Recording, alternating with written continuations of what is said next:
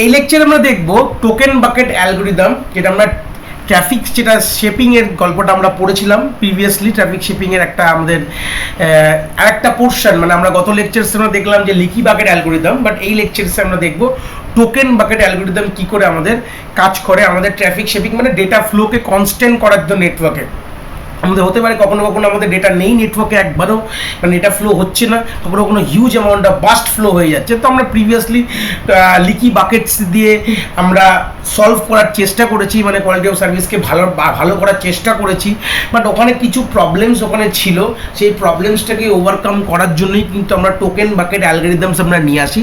প্রবলেমটা কী ছিল, যেখানে আমাদের যদি নেটওয়ার্কে যদি ফ্লো যদি বেশি হয়ে যায় তাহলে আমরা কি করতাম, আমরা প্যাকেটসকে ডিসকার্ড করে দিতাম। ঠিক আছে, আমাদের যেখানে যেটা আমরা বলেছিলাম যে জল ভরে গেলে জলকে ডিসকার্ড করে দেবো, মানে বাকেটসের মধ্যে যদি আমাদের জল ভরে যায় তাহলে আমরা বাকেটসকে ডিসকার্ড করা এখানে শুরু, মানে বাকেট বলতে গেলে আমাদের যে ডেটাগুলোকে ডিসকার্ড করা শুরু করে দিয়েছিলাম। কিন্তু টোকেন বাকেটের ক্ষেত্রে টোকেন বাকেটের আগে ওয়েটা আমরা বুঝবো, এটাই এটা প্রবলেম, ডেটা লস হয়ে যাচ্ছিল আমাদের লিকি বাকেটে, আমাদের ডেটা কিন্তু লস হয়ে যাচ্ছে। যখনই আমাদের বাকেটটা যখনই ভরে যাচ্ছিল আমাদের ডেটা কিন্তু লস হয়ে যাচ্ছিল, কারণ কি আমরা ডেটা ডিসকার্ড করে দিচ্ছিলাম। তো ডেটা ডিসকার্ড করে ডেটা লস হয়ে যাওয়াটা একটা বেটার ওয়ে না, তাই জন্য তার থেকে বেটার ওয়ে চলে আসলো। এবং ওখানে আরেকটা খুব ডিসঅ্যাডভান্টেজ বলবো না আমরা, যদিও বা ওখানে একটা লিমিটেশনসও বলবো, ওখানে একটা constant rate of data flow. যদি একদম আমাদের নেটওয়ার্ক ফাঁকা তখনও কিন্তু আমাদের কনস্ট্যান্ট নেটওয়ার্ক ফ্লো ছিল, যেটা আমরা প্রিভিয়াস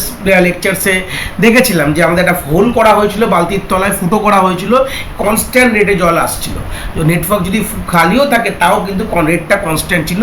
সেটা কি আমার এটাকে আরো একটু বেটার মানে ফ্রুটফুল বানানো যেতে পারে কিনা, সেটাই কিন্তু আমরা এখানে দেখবো টোকেন বাকেট অ্যালগরিদম এবং টোকেন বাকেট অ্যালগরিদমের ওয়ার্কিং প্রিন্সিপাল আমরা এখান থেকে দেখবো। চলে আসি, মানে token bucket algorithm is a traffic shaping technique use to control the congestion in the network. Obviously আমরা token bucket traffic shaping technique দিয়ে আমাদের নেটওয়ার্কের কনজেশনটাকে আমাদের ঠিক করার জন্য ইউজ করছে। Although there is a variations of leaky bucket algorithm also, মানে আমাদের আরেকটা ভেরিয়েশন আমরা অলরেডি দেখে এসেছি। It is more flexible as it allow the output to go at a higher rate than when a large amount of traffic arrive in the bucket rather than persistent with a constant output rate। মানে যেটা আরেকটা variation আছে তার থেকে এটা আরো বেশি flexible. কি করে কাজ করে সেটা পরে আমরা কথা বলবো। এখানে ফার্স্ট পয়েন্ট আমরা এখানে দেখলাম যে এখানে কি ফ্লেক্সিবিলিটি আমাদের দিয়েছে আমাদের টোকেন বাকেট, যে যদি আমাদের হিউজ অ্যামাউন্ট বা burst amount of data at time চলে আসে তাহলে কিন্তু আমরা in spare of constant flow রাখার থেকে আমরা কিন্তু আমাদের ফ্লোটা চাইলে একটুখানি হাই করতে, লার্জ বাস ট্রাফিক যদি এসে যায় আমরা পারসিস্টেন্ট না রেখে মানে একদম কনস্ট্যান্ট ইনপুট না রেখে আমরা রেটটা কিন্তু একটু হলেও এখানে টোকেন বাকেটে আমরা একটু হলেও হাই করতে পারি। দেখো কনস্ট্যান্ট করাটাই আমাদের আইডিওলজি ছিল, কিন্তু ব্যাপারটা হচ্ছে ভাবলাম যে নেটওয়ার্ক পুরো খালি তাও কনস্ট্যান্ট রেটে আমাদের এটা ফ্লো হচ্ছে, এটা হওয়া উচিত না। যখন খালি তখন ম্যাক্সিমামটা ইউটিলাইজ করো, কী আছে, যখন ভর্তি তখন কনস্ট্যান্ট রেটে যাও, এরকম হওয়া দরকার। যখন ভর্তি তখন কনস্ট্যান্ট রেটে ছাড়ো, ঠিক আছে, বাট একদম খালি তখন তো ম্যাক্সিমাম গেলে কি কোনো অসুবিধা নেই। তো এই ফ্লেক্সিবিলিটি কিন্তু আমাদের টোকেন বাকেট নিয়ে এসছে। Moreover it take into account the time for which the host remain idle so that the idle host could take benefit in the future। এখানে আরেকটা গল্প চলে আসে, কি আমরা এখানে বলেছি যখন আমাদের হোস্ট আইডেল থাকে সেখানে কিন্তু একটা বড় বেনিফিটস কিন্তু এখানে পাওয়া যায়। কীভাবে হয় সেই কনসেপ্টটা টোকেন বাকেটের পাশে ছবি আছে, আমরা এখানে দেখব। প্রত্যেকটি ক্লক পালসে বা ক্লকটিকে আমাদের একটা করে টোকেন জেনারেট হয় এবং সেটা বাকেটের মধ্যে গিয়ে বসে। এখানে বাকেট মানে কিউ এর কথা ভাববে, এখানে আরেকটা কিউ আছে যেখানে আমরা টোকেন জেনারেট করে আমরা রাখি, এবং প্রত্যেকটি প্যাকেট যখন আমাদের নেটওয়ার্কে আমাদের থেকে ছাড়তে হয়, মানে কিউ থেকে যখন, যেটা আমাদের অরিজিনাল কিউ যেখানে প্যাকেট এসে বসছে, সেখান থেকে আমরা কিভাবে আমরা প্যাকেটকে ছাড়ি, remove one token and discard one packet to that transmit from the queue, এরকমভাবে বলতে পারি।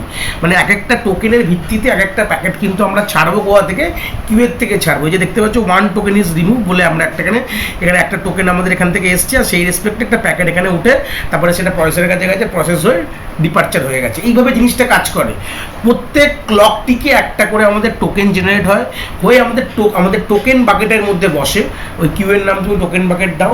এবার ধরে নাও আমাদের ডেটা যখন এসছে আমাদের কিউ এর মধ্যে, যে অরিজিনাল ডেটা যেটা এই ডায়াগ্রামটাকে দেখো, যেটা অরিজিনাল ডেটা আমাদের এসছে, এসে ওখানে বসছে।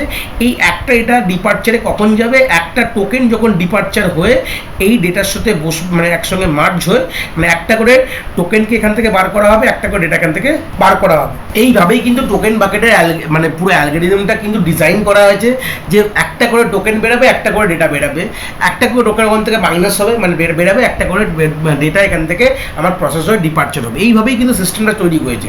তো এখানে আইডিয়াল থাকলে এটা হোস্ট কীভাবে হবে, তাহলে এখানে গল্পটা হচ্ছে এখানে যতক্ষণ হোস্ট আইডিয়াল রয়েছে ততক্ষণ ক্লক পিকে আমাদের একটা করে কিন্তু টোকেন জেনারেট হয়ে গেছে। যেরকম সিম্পল এখানে আমরা এক্সাম্পল দেখবো। For this the system generate many token say N at each clock tick and this token are feed into the bucket. যতক্ষণ আইডেল হোস্ট রয়েছে, এখন কোনো ডেটা আমরা ট্রান্সমিট করছি না, যতক্ষণ কী হয়েছে বাকেটটাকে ফিল করতে চেষ্টা করছে। এইভাবেই কিন্তু আমরা বাস্ট ট্রাফিককে আমরা যখন আমাদের অ্যাট আ টাইম যখন অনেকটা হিউজ ট্রাফিক চলে আসে, আমরা কনস্ট্যান্ট ফ্লোর জায়গায় একটু হলেও আমাদের ফ্লোটা বাড়াতে পারি কীভাবে, এই কনসেপ্টে। যখন আমাদের আইডেল, যখন ফাঁকা, তখন কী হবে, তখন আমাদের ওই যে ক্লকটিকে আমাদের কিন্তু ওই বাকেটটা ভরতে থাকবে। আর বাকেট ভরতে থাকলে কী হবে, আমরা জানি যে প্রত্যেকটি টোকেনের রেসপেক্টে একটা টোকেনের রেসপেক্টে একটা প্যাকেট আমার ডিসচার্জ হয়। এইটুকু আমরা সিম্পল বুঝে গেছি। তা বলছে the token are added to the bucket as long as there is a space in the bucket. এটা সিম্পল কথা। টোকেন কতক্ষণ ওখানে ভর্তি করবো যতক্ষণ তো বাকেটের স্পেস থাকবে, আর যখন বাকেট ফুল হয়ে যাবে তখন টোকেনগুলো কী করবো, ডিসকার্ড করে দেবো। তাহলে এখানে আরেকটা জিনিস আমি বুঝতে পারলাম, আমাদের লিকি বাকেটে আমরা যখন আমাদের ডেটা বেশি হয়ে গেলে বাকেটে, তখন আমরা ডেটা ডিসকার্ড করতাম, কিন্তু এখানে তা না। এখানে আমরা কি ডিসকার্ড করি, এখানে আমরা টোকেনকে ডিসকার্ড করি, তার ডেটা অ্যাটলিস্ট মানে ইন্টিগ্রিটিটা রয়ে যায় এখানে। For transmitting each packet, one token is removed from the bucket and is destroyed. মানে আমরা বললাম একটা করে টোকেন ওখান থেকে বেরাবে, বাকেট থেকে, এটাকে টিবি দিও, নাম দাও টিবি, এটাকে নাম দাও কিউ দাও, ঠিক আছে? তাহলে জিনিসটাকে আমরা বুঝতে পারবো। তো টিবি থেকে একটা করে বাকেট টোকেন বেরাবে, আর একটা করে ডেটা এখান থেকে যাবে।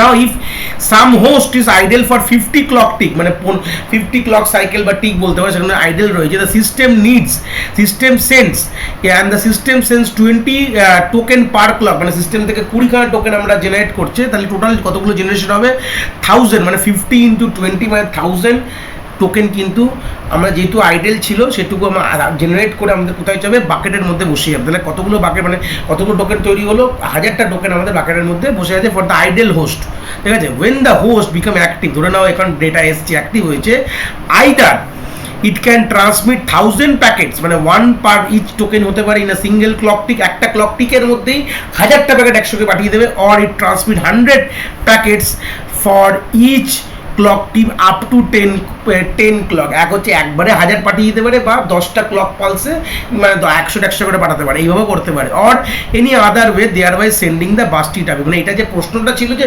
বাস্টি ট্রাফিক কী করে পাঠাতে পারে, যেটা আমরা কনস্ট্যান্ট ফ্লোর রেসপেক্টও বাস্টি মানে অনেকগুলো একসাথে কী করে পাঠাবে, কনস্ট্যান্ট মানে কি একই ধাঁচের পাঠাচ্ছে। এবার এটা এক্সাম্পল থেকে নিজে বুঝতে পারবো। দেখলেও আমাদের সিস্টেম আইডেল ছিল বলে আমাদের কাছে 5টা টোকেন আছে, সিম্পল কথা, আর একটা টাইম 10 MBPS ডেটা চলে এসছে। তাহলে 5টা টোকেনের জন্য আমি যদি বলি এক একটা টোকেন এক একটা MBPS এর যদি রেসপেক্টে ভাবি, তাহলে 5 MBPS 1 ক্লক পালসেই চলে গেছে। দেখো 5 MBPS 1 ক্লক পালসেই চলে গেছে, তারপর আমরা 1 MBPS করে কনস্ট্যান্ট ফ্লোতে পাঠিয়েছি। মানে এটা কনস্ট্যান্ট ফ্লোতেও কাজ করছে, আর বাস ট্রাফিকও সেন্ড করতে পারছে, ডিপেন্ড আপন দ্য টোকেন। যতক্ষণ টোকেন থাকবে সেই হিসাবে কাজ, মানে কিন্তু 5টা টোকেন আছে, একবার 5 চলে গেছে, তারপর আবার টোকেন জেনারেট হয়েছে এক একটা করে, একটা করে গেছে। এইভাবে যখন টোকেন না থাকলে কিন্তু এখানে কোনোভাবে কিন্তু কোনো ডেটা যাবে না, সেটাও এখানে তলায় বলা আছে। The token bucket algorithm is implemented by the counter to count the token. একটা কাউন্টার ইউজ করছি টোকেন কাউন্টারের জন্য। The counter variable is incremented by 1 each time when the token is added in the leaky bucket. এটা actually leaky bucket হবে না, এখানে token bucket হবে, and is decremented by 1 time when a packet is transmit. মানে বাকেটে যখন আমরা কোনো token add করবো তখন কাউন্টারকে ইনক্রিমেন্ট করব, আর ডিক্রিমেন্ট করার সময় কি করব, আমরা ডিক্রিমেন্ট কখন করবো, যখন প্যাকেটটা ট্রান্সমিট হবে। If the counter values is 0 then host can not send any further packet. Counter value 0 হয়ে গেলে হোস্ট কিন্তু কখনো কোনো পার প্যাকেট পাঠাতে পারবে না। এবার পারফরমেন্সটা কি করে মেজার করা হবে, এখানে নিয়ে আমাদের ছোটোখাটো অঙ্ক আমাদের দেয় টোকেন বাকেটের, যে বলেছে এস যে বাস টাইম মানে কতটা সময় লাগবে is given by C by M D minus P. সিটা কি, সিটা হচ্ছে টোকেন বাকেটের ক্যাপাসিটি কত বলে দিতে বাইটসে, এম হচ্ছে ম্যাক্সিমাম আউটপুট রেট, কতটা রেট আছে মানে আমাদের এ থেকে মানে আমাদের কিউ থেকে কতটা আউটপুট রেট আছে ইন বাইট পার সেকেন্ড, আর পি হচ্ছে is a token arrive rate, কতটা করে টোকেন আসছে মানে ওই যে আমাদের বলি না যে এত সে পার সেকেন্ডে কতগুলো টোকেন জেনারেট হচ্ছে, সেটা কতগুলো জেনারেট হচ্ছে সেটা কিন্তু পি দিয়ে ডিনোট করছে। তো এটাকে বোঝার জন্য আমরা একটা সিম্পল একটা অঙ্ক করি, আরও জিনিসটা ক্লিয়ার হয়ে যাবে, জিনিসটা এটাকে এই ফর্মুলাটাকে বোঝার জন্য অঙ্কটা নিয়ে চলে এসেছি। বলছি a certain system employing a token bucket has a initial token capacity of 1 MBPS। তো এখানে টোকেন ক্যাপাসিটি মানে কি, এখানে হচ্ছে সেই আমাদের বাসের সাইজ বলে দিয়েছে, মানে সি ভ্যালু বলে দেওয়া হয়েছে, যেটা বলেছিলাম যে আমাদের যে বাকেট সাইজ, বাস বলছি বাকেট সাইজ যেটা সি বলে দেওয়া হয়েছে, এটা 1 MB বলে দিয়েছে, ঠিক আছে 1 MB। Token generated a rate of 1 MBPS। Token generation কীভাবে আমরা করবো, এটা কি বলে দিয়েছে, এটা হচ্ছে পি বলে দিয়েছে, মানে টোকেন বাকেট মানে আমাদের ম্যাক্সিমাম ট্রান্সফার রেট যেটাকে বলা হয়, আমরা এখানে পাশে পাশে লিখে দিই এটা কি বলেছে, এটা বলেছে হচ্ছে বাকেট সাইজ, নাহলে আমরা হয়তো ফার্স্ট অঙ্কটা করছি তো হয়তো বুঝতে পারবো না। বাকেট সাইজ সি যেটা বলেছে 1 MBPS।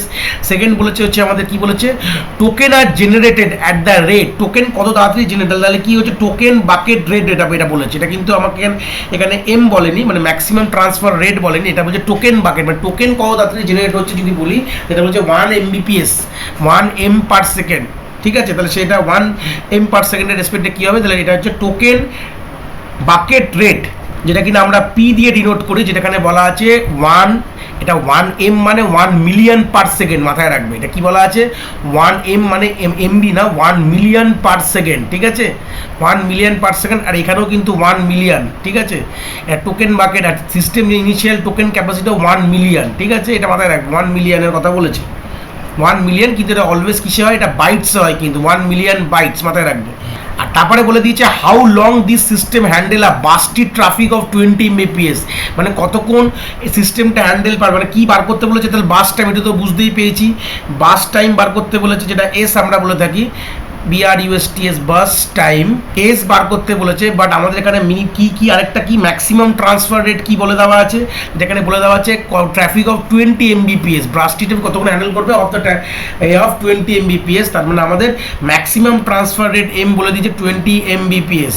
আর টোকেন বাকেট এখানে 1 মিলিয়ন দেওয়া রয়েছে, এখানে 1 মিলিয়ন, এখানে কিন্তু অবভিয়াসলি এখানে বাইট পার সেকেন্ড হবে, মাথায় রাখবে সবসময় 1 মিলিয়ন বাইট পার সেকেন্ড, এইভাবে জিনিসটা হয়, কারণ আমাদের ইউনিটটাই কিন্তু আমাদের বলে দেওয়া রয়েছে, এটা সবসময় কিন্তু বাইট পার সেকেন্ডে হবে। যদি একটু জুম আউট করে আমরা দেখি জিনিসটাকে, আমাদের এখানে ক্লিয়ার করে দেওয়া রয়েছে কিন্তু দেখেন, সি হচ্ছে টোকেন ক্যাপাসিটি, যেটা সবসময় বাইটসে থাকবে, এম সবসময় কিন্তু বাইটস পার সেকেন্ডে থাকবে, আর পি সবসময় কিন্তু বাইটস পার সেকেন্ডে থাকবে। এবার এখানে MBPS বলেছি, MBPS থেকে বাইটস পার সেকেন্ডে নিয়ে যেতে হবে, তাহলে এই জিনিসটা হয়ে যাবে। তারপর 20 MBPS থেকে আমাদেরকে প্রথমে বিপিএসে নিয়ে যেতে হবে, তো 20 MBPS থেকে নিতে গেলে 20 ইন্টু 10 টু দি পাওয়ার আমাদের ইউজ করবো আমরা 6, আমরা মাল্টিপ্লাই করবো, তাহলে কী হবে 10 টু দি পাওয়ার 6 মানে 20, আর এখানে তোমাদের সিম্পল তোমরা 6টা শূন্য লিখে দিতে পারো 1 2 3 4 5 6, তাহলে এটা কী হয়ে যাচ্ছে আমাদের কি মিলিয়নসে আসছে 3 2 5, এখানে 2 কোটি চলে এসছে কোনোভাবে 2 কারোর মানে হিসাব মতন, তাহলে আমাদের সিম্পল আমরা যদি 20 মিলিয়নস পার বিট আমরা লিখতে পারি, সিম্পল আমরা এখানে লিখতে পারি যে 20 মিলিয়নস, এটা মানে 2 কোটি, মানে 20 মানে হচ্ছে মিলিয়নসে হয়ে গেল 20 মিলিয়নস, 2 কোটি মানে হচ্ছে 20 মিলিয়নস, 10 লাখে 1 কোটি, মানে 1 মিলিয়ন ইজিক্যাল টু 10 লাখ আমরা লিখতে পারি 10 লাখ, তাহলে এখানে 2 কোটি মানে হচ্ছে 20 মিলিয়নস, সিম্পল আমরা যদি এবার 1 মিলিয়ন এর 10 লাখ, মানে 10 লাখ কতবার আছে আমার এখানে 2 কোটিতে 10 লাখ আছে হচ্ছে আমার 5, সরি আমি এটা ভুল বললাম, 10 লাখ আছে হচ্ছে 10 লাখে 1 মিলিয়ন যদি হয়, তাহলে সেই সূত্রে আমরা 10কে হ্যাঁ ঠিক আছে 20 মিলিয়নস, একদম না ঠিকই বলেছি 20 মিলিয়নস পার সেকেন্ড, একদম আমি ওটাও ঠিক লিখতে যাচ্ছিলাম 20 মিলিয়নস বাইট পার সেকেন্ড, এটাই হচ্ছে আমাদের মানে আমরা কনভার্ট করে ফেলেছি, ঠিক আছে। এবার সিম্পল আমরা কি করব, আমরা ফর্মুলায় ফেলে দেবো, ফর্মুলা আমাদের কি ছিল, S is equal to, S bar করতে বলেছে আমাদের C divided by M minus P, হয়ে গেছে। সি এর ভ্যালু কত দিয়েছে 1 মিলিয়ন দিয়েছে, এখানে তো সব মিলিয়ন সি আছে, কোনো অসুবিধা নেই। 1 ডিভাইডেড বাই এম এর ভ্যালু কত আছে, খুব যদি ভুল না বলি এম এর ভ্যালু এখানে দিয়ে দিয়েছে 20 মাইনাস এখানে কত দিয়েছে 1, এখানে ফের 1 দিয়েছে, তাহলে কী হবে 1 বাই আমরা সিম্পল 1/19 করে দেখো, এটা সিম্পল সেকেন্ড, এটাকে যদি আরও কনভার্ট করে পয়েন্টে আসবে, কোনো অসুবিধা নেই। তাহলে আমাদের বাস টাইম এটাই হবে, 1/19 হবে। যদি এটাকে অ্যান্সারে ফেলো তাহলে কত হবে? 0.0526। যদি এটাকে আরও করো 0.0526 সেকেন্ড, যেটাকে তুমি অ্যাপ্রক্সিমেটলি বলতে পারবে 0.5 সেকেন্ডও তুমি বলতে পারো অ্যাপ্রক্সিমেটলি, ওখানে 3 হবে, সেকেন্ড তুমি রাউন্ড অফ করে বলতে পারো 0.5, মানে হাফ অফ দ্য সেকেন্ড আমাদের সময় লাগবে। তো এইভাবে আমরা ওগুলো বার করতে পারি। আলটিমেটলি অ্যান্সার কিন্তু আমাদের বাস টাইম কিন্তু সেকেন্ডসে বেরাবে, ব্যাস সব বিলিয়ন্স বাইট কেটে যাবে, সেকেন্ড অ্যান্সার বেরোবে। এই ছিল হচ্ছে আমাদের বেসিক লিকি বাকেটসের পুরো কনসেপ্ট, আর আমি একটা নিউমেরিক্যালস দিয়েও বলে দিলাম কী করে তার অ্যান্সার আসবে। আশা করি তোমরা জিনিসটা বুঝতে পেরেছো।